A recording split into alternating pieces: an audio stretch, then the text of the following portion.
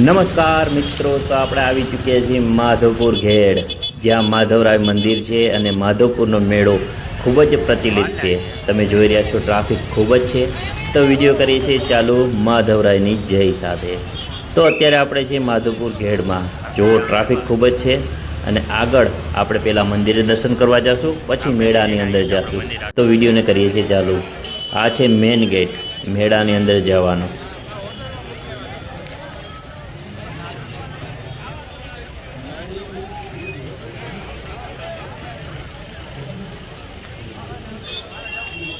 તો આપણે પહેલાં જઈએ મંદિરની ઓર. ગામની અંદર માધવરાયજી ભગવાનનું મંદિર આવેલું છે, તો પહેલાં આપણે ત્યાં દર્શન કરવા જઈએ.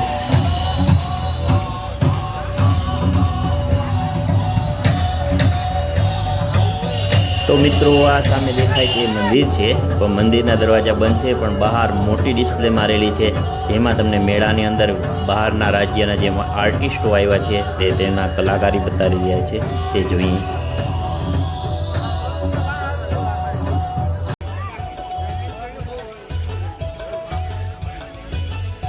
મંદિર આજે થોડુંક વહેલું બંધ થઈ ગયું છે, તો આપણે મંદિરથી આગળ દરિયા કિનારો છે ને અહીંયા 12મી સદીનું જે જૂનું મંદિર છે તેના દર્શન કરીએ. ચાલો જઈએ મંદિરની ઓર. એ માધવરાયજીનું રથ, જેમાં મેળા દરમિયાન તેમને સવારી નીકળે છે.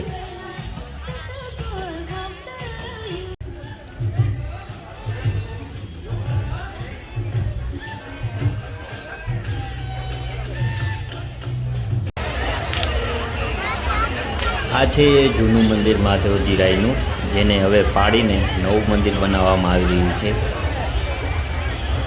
જોઈ લો, અહીંયા એક બોર્ડ મારેલો છે, તેમાં 12મી સદીનું આ મંદિર જણાવવામાં આવે છે. જૂના મંદિરના અવશેષો બધે ઉતારી લેવામાં આવ્યા છે અને હવેથી આ જગ્યાએ નવું મંદિર બનશે. તો છેલ્લી યાદી વિડીયોના માધ્યમથી તમારા માટે શેર કરું છું. આ બધા મંદિર શિખર ઉપરના છે. જૂના જે 12મી સદીનું મંદિર હતું તેને તોડવામાં આવી રહ્યું છે અને ત્યાં નવું સ્થાપત્ય મંદિર બનાવવામાં આવશે.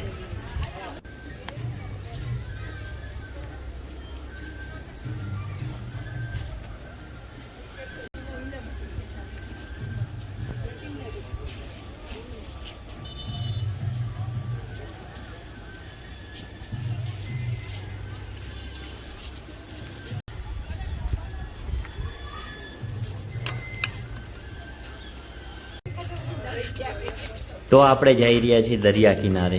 અહીં ખૂબ જ મસ્ત દરિયો છે માધવપુરનો. તો જોઈએ, અહીં કેટલી બધી નાસ્તાની દુકાનો અત્યારે ગોઠવવામાં આવેલી છે અને કેટલું પબ્લિક દરિયા કિનારે બેઠું અને દરિયાનો જે ઠંડો પવન આવે છે એનો આનંદ માણી રહ્યું છે.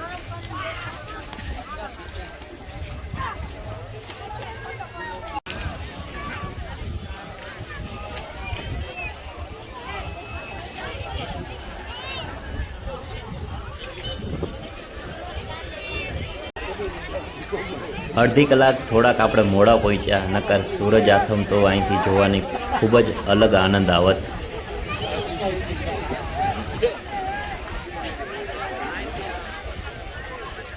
માધવરાય મંદિરની બહાર જે મોટી ડિસ્પ્લે મારેલી છે ત્યાંથી કેટલા યાત્રિકો મેળાનું દર્શન કરે છે.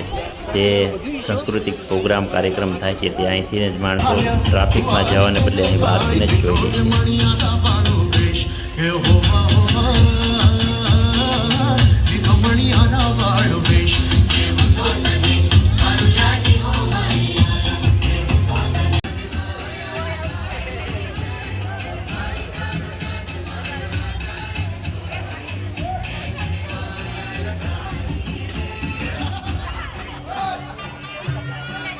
તો આપણે હવે મેળાની અંદર જઈએ છીએ.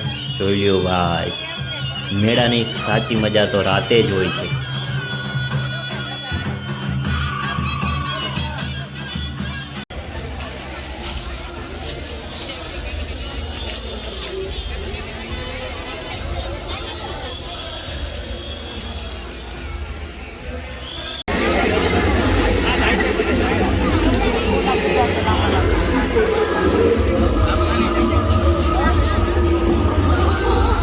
તો આ છે મેળાનું માનવ મહેરામણ. માધવપુર ઘેડ આખું આવી ચૂક્યું છે મેળો જોવા.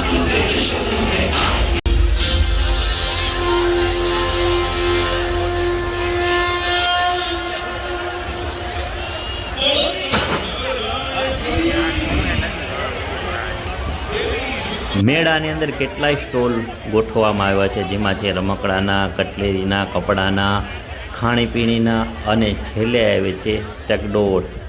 તો જોઈએ મેળો, માધવપુરનો મેળો.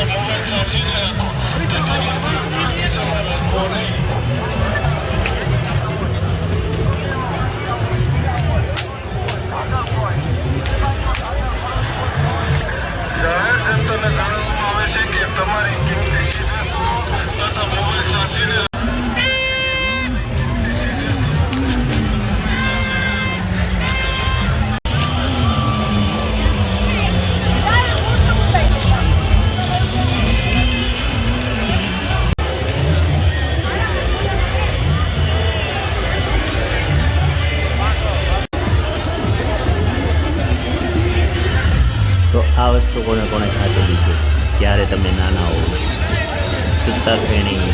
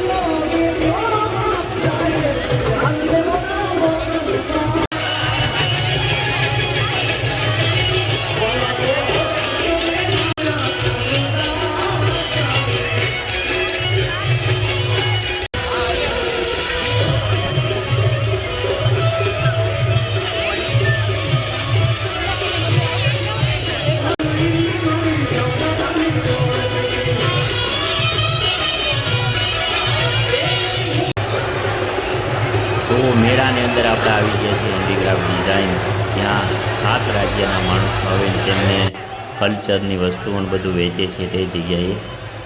તો જઈએ. આમાં તમને મિઝોરમ, મણિપુર, ત્રિપુરા, સિક્કિમ, મેઘાલયના કેટલાય જગ્યાના આર્ટિસ્ટો તેમનો પહેરવાશ, કપડાં અને નાની મોટી વસ્તુઓ વેચતા દુકાનો તમને જોવા મળશે.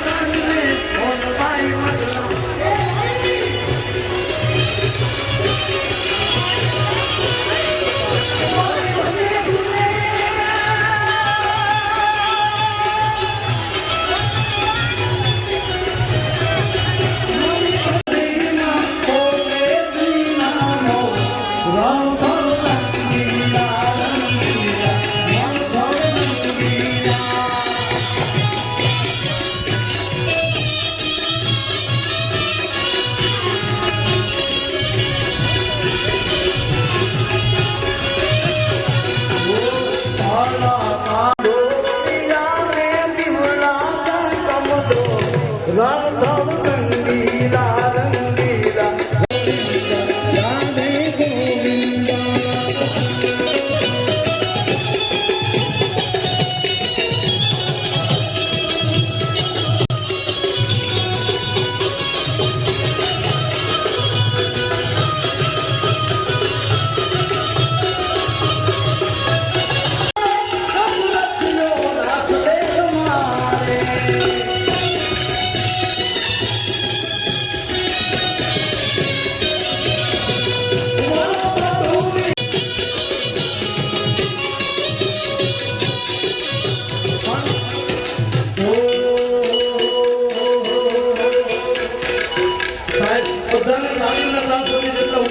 નથી.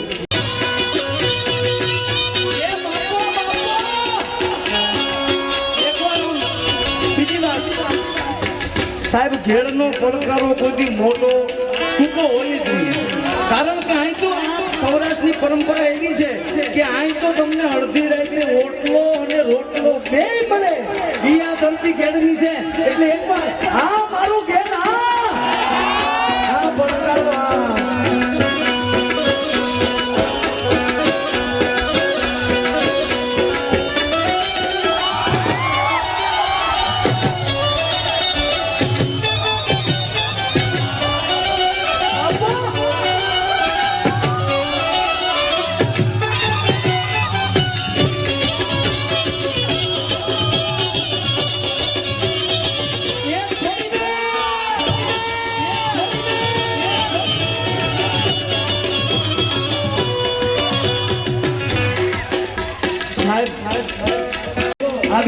આપણી વચ્ચે અહીં માધવપુર મેળામાં માનનીય એસપી શ્રી પોરબંદર ઉપસ્થિત થયા છે, તો એમનું ખૂબ ખૂબ સ્વાગત છે, અભિવાદન છે, શાબ્દિક સ્વાગત છે તમારા અહીં આજ.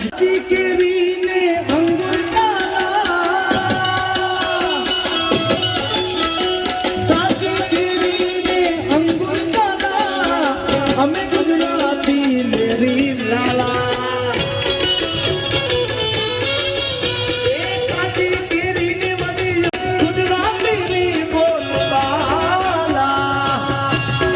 અમે લેરી લાલા, અમે લેરી લાલા, ગુજરાતી લાલા.